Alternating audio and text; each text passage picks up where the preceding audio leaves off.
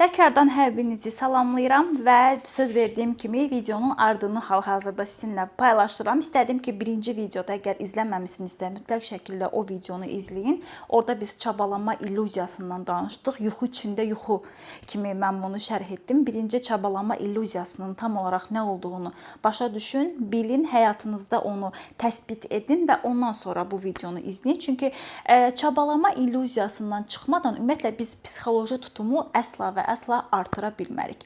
Bu videoda da biz psixoloji tutum barədə danışacağıq və onu bilin ki, insanı iki şey yorur. Yəni istər psixoloji tutumunuzu, enerjinizi, o çəkən bir şey var. Bir, məhz o çabalama illüziyasıdır. Harda ki, mən elə düşünürəm ki, nəsə edirəm, amma realda heç nə etmirəm və nəticə etibarilə də psixoloji tutumum artmır. Və artmadığına görə də mən psixoloji tutumumdan artıq şeyləri istəyirəm və onlara çatmaq üçün çalışırmışam kimi oluram çabalama illüziyasının içərisində. Amma nə istədiyimə çatıram, həm də enerji itirirəm və həm də günün sonunda olur ki, mən çoxlu fərqindəlik qazandım, hər şeyi də etdim, ən bahalı proqramlara da qoşuldum, amma heç bir faydasını görmədim. Bax, sizin əslində bütün enerjiniz, bütün tutumunuz buralarda həbs olub qalır. Yəni bir çoxunuz real ümumiyyətlə potensialınızın nələr edə bilərsiniz, bunların əsla və əsla fərqində deyilsiniz. Çünki hələ də bir illüziyanın içərisində fırlanıb qalmısınız. Dediyim kimi, çabalama illüziyası mövzusunu başa düşmədən psixoloji tutuma biz ümumiyyətlə gələ bilmərik. Bu, əgər biz çabalama illüziyasının içərisində olduğumuzu anlamadan, dərk etmədən psixoloji tutum artırmağa çalışsaq, biz yenə də həmin o illüziyanın içərisində qalmış oluruq. Maraqlısı budur. Mən ona görə demişdim ki, Naomi webinarında 11 iyunda olacaq Naomi webinarı biraz belə beyin yandırıcı tərzdən bir webinardır və ona görə hər kəs qoşulmayacaq təbii ki bu webinara. Çünki biraz beyin yandırır və doğrudan da oturub həqiqətən düşünmək lazımdır. Yəni sadəcə bir video izlədim, fərqindəlik qazandım, bir dənə kitab oxudum, çox fərqindəyəm, travmalarımı şəfalandırdım və s. Belə bir şey deyil bu. Real həyat belə bir şey deyil. Onu mən sizə deyim. Yəni artıq şəxsi inkişafın özü belə bir illüziyaya, bir yalana çevrilib. Çox təəssüflər olsun ki. Aha, indi fərz edək ki, siz çabalama illüziyasını başa düşdünüz və gəlir artıq oradan çıxandan sonra psixoloji tutum mövzusu gəlir. Baxın, çox önəmli bir faktor. Yəni təkrar edirəm bunu ki, oradan çıxmadan getdiyiniz proqram, bu fərqindəlik və s. o illüziyanın içərisində qaldı o tərəfdə. Siz elə bu tərəfə keçməmiş olursunuz. İndi fərz edək ki, keçdiyi bu bir tərəfə artıq çabalama illüziyasından çıxdım və anladım ki, aha, mənim psixoloji tutumum nə qədərdir və mən bunu nə qədər artırmalıyam. Bu işin məntiqi bundan ibarətdir. Birincisi sizə onu deyim. İnsanı yoran və üzən, yəni hansı insandan söhbət gedir, o insan ki artıq illüziyadan çıxıb və deyir ki, mən filan şeyləri istəyirəm, mənim psixoloji tutumum filan qədər imiş və bunu necə artıra bilərəm artıq sualını verən insana nə yorur bu insan? Bu insan indi artıq da bunun fərqindədir ki, tamam, psixoloji tutumum artmalıdır filan məqsədimə görə. Biz tutumumuzu nəzərə almadan bizim qoyduğumuz hədəflər bizi başlayır sıxmağa. Baxın, buna bilirsinizmi nə deyirlər? Ümumiyyətlə psixologiyada da bu var. Müəyyən pozisiyalar. Məsələn, tutaq ki, biz münasibətdə giririk ana roluna, qarşımızdakı girir olur uşaq roluna, valideyn roluna, uşaq roluna, düzdür? Və bizdə bizim var məqsədimiz və bir də var bizim o məqsədimizə qarşı mı desəm, məqsədimizə doğru mu desəm, tutduğumuz pozisiya.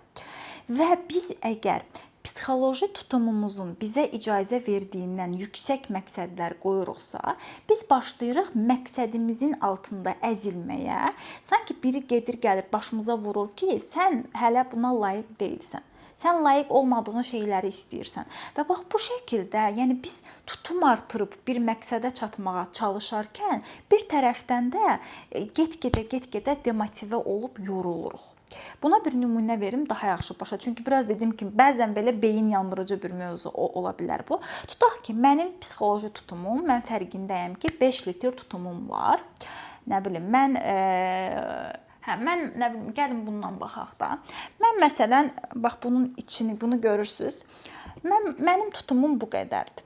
Və bu tutumun içərisində var məndə nə bilim bir dənə iş 300 manatlıq, 500 manat ayda bu işdən qazanıram. Var belə orta səviyyə bir münasibət, hardakı nə bilim münaqişələr çoxdur, problemlər çoxdur, bir-birimizi çox incidirik, nə bilim belə bir münasibət var. Valideynlərlə orta səviyyə bir münasibət, ev yoxdur, məsələn maşın var. Yəni tutum budur da.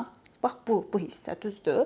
Və mən deyirəm ki, mən istəyirəm mənim tutumum burdan bura qalxsın. Hardakı münasibət daha yaxşı səviyyədədir, hardakı nə bilim ikimizin də gəlirlərimiz artıb, hardakı mənim işim indi qazanıram burada 500 manat, burada istəyirəm qazanım 3000 manat. Bu belə mən bura çatmaq istəyirəm. Və başlayıram baxın burdan arzulamağa buranı. Burdan bura türklər deyir olta atmağa çalışıram.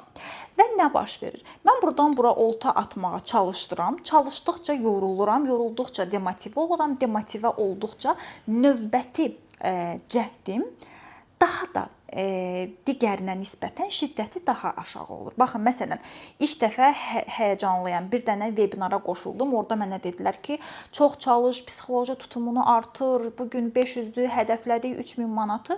Mən başladım. Buradan bura atdım. Qarmaq, düzdür? Bir dəfə çox belə həvəslə atdım, alınmadı. Okay. İkinci dəfə biraz da yenə həvəslə atdım, yenə alınmadı.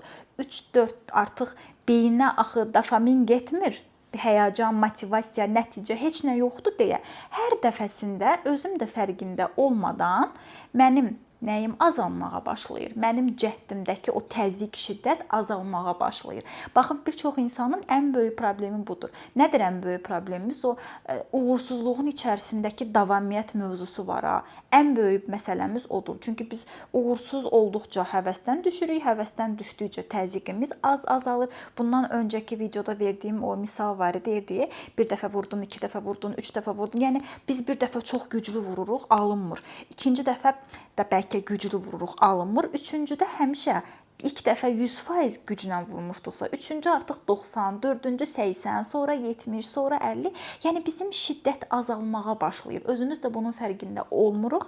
Bir müddət sonra da artıq enerji tükəndiyi üçün biz yenə də qayıdırıq başladığımız yerə. Haraydı başladığımız yer? Çabalama illüziyası. Yəni buradaydım, bura üçün çalışdım, sanki çalışdım, 1-2 dəfə cəhd göstərdim. Alınmayandan sonra zehnim deyir ki, çox çalışdın da, gör nə qədər əziyyət çəkdin. Təzədən mən qayıdıram öz yerimə, öz illüziyamın içərisinə, harda ki mən çox çalışıram hədəfim üçün, amma bu hədəfə çata bilmirəm. Yəni gördünüzmü, çabalama illüziyası ilə psixoloji tutum mövzusu bir-biri ilə inanılmaz dərəcədə iç-içədir, bağlıdır. Bu bilirsiniz nəyə bənzəyir?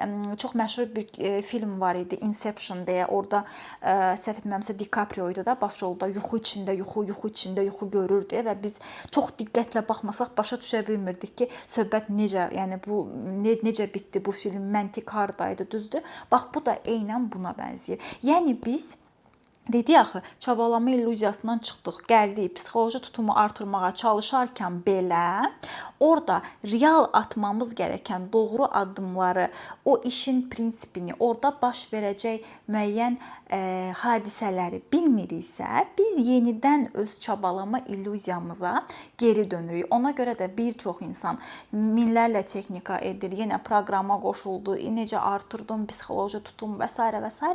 Amma günün sonunda yenə də bir nəticə olmur. Çünki biz əslində fərqində olmadan yenidən və yenidən qayıdırıq öz balaca zonamıza, öz çabalama illüziyamızın içərisinə. Yəni psixoloji tutum əslində biz onun doğru şəkildə, yenə fərqində olub o addımları doğru şəkildə atsaq, artacaq. Yəni buradan bura ataram, buradan bura atacağam, sonra bura bu şəkildə gedəcək. Amma biz bu prosesin içərisində, xüsusən də özümüzə kənardan baxa bilmədiyimizə görə prosesin içərisində itib batırıq və yenidən əslində olduğumuz nöqtəyə geri dönürük. Sadəcə çox vaxtı da olduğumuz nöqtəyə də daha yorğun, daha bitkin geri döndüyümüz üçün buradan geri qayıdış çox daha çətin olur. Yəni bir var ki, mən fresham, deyirəm ki, yenə edərəm bəs. Bir də var ki, artıq elə düşünürəm ki, çox cəhd göstərmişəm də alınmır. Düzdür? Mən avtomatik şəkildə növbəti cəhdi göstərmək istəməyəcəm və yaxud da istiqamətimi dəyişdirəcəm.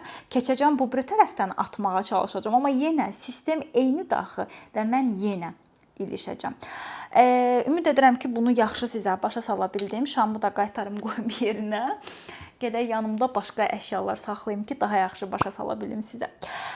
Bunu biz Naomi vebinarında detallı şəkildə danışacağıq. Dediyim kimi, ora fərqindəlik vebinarı deyil ki, ay siz bunun da fərqində olun, psixoloji tutumunuzu, nə bilim, ananızla olan problemləriniz, atanızla olan travmalarınız bu aparır və s. və s. Bunları onsuz da düşünürəm ki, hər kəs əzbərə bilir, hər kəs onun tutumunun nəyə getdiyini çox gözəl bilir onsuz da ki, nədir onun enerjisini aparan, amma demək olar ki, kimsə bilmir ki, bütün bunlara baxmayaraq, bunlar keçmişdə qalıb. Və biz indiki zamanı və gələcəyimizi artıq keçmişə görə deyil də, gələcəkdən baxaraq qurmağı öyrənməliyik və ən ideal yol budur çünki və bunu biz detallı şəkildə dediyim kimi Naomi vebinarında işləyəcəyik 11 iyun tarixində və artıq qeydiyyat bağlanır vebinara və bu videonu izləyirsinizsə bu dəqiqə düşünürəm ki, artıq son şansdır bu vebinara qoşulmaq üçün. Həmişə dediyim kimi hər kəs onsuz da gəlməyəcək bu vebinara çünki fərqində yaşamaq da artıq başqadır. Dünya frekansı dəyişir. Dünyadakı yəni insanlar da fikir verin 10 il, 15 il qədər belə bir fərqindəliyimiz yox idi. Son 5 ildə bir sıçrayış yaşadıq, yuxudan oyandıq, amma indi artıq ikinci yuxudan, fərqindəlik yuxusundan da növbəti etaba artıq praktiki addımlarla həqiqətən həyat səviyyəmizi yüksəltmə mərhələsinə çatmışıq və burada da müəyyən insanlar keçəcək növbəti səviyyəyə. Necə ki, bütün dünyada qlobal şəkildə bir şəxsi inkişaf dalğası başladı, amma hər kəs o dalğaya qoşulmadı, düzdür? Siz o dalğaya qoşuldunuz, gəldiniz. İndi də artıq növbəti sıçrayış zamanıdır və görək kimlər. Demirəm ki, növbəti sıçrayışınız illa da mənim vebinarımdan keçir. Yox, mən sadəcə bir vasitəçiyəm. İstəsəniz başqa yerlərdə də bunu tapa bilərsiniz deyə düşünürəm. Amma mən buradayam, bunu təklif edirəm. Ürəyiniz istəyirsə, hazırsınızsa və mənim dediklərimə əməl edəcəksinizsə, bax o zaman sizi Naomi vebinarında 11 iyun tarixində gözləyirəm. Özünüzə yaxşı baxın.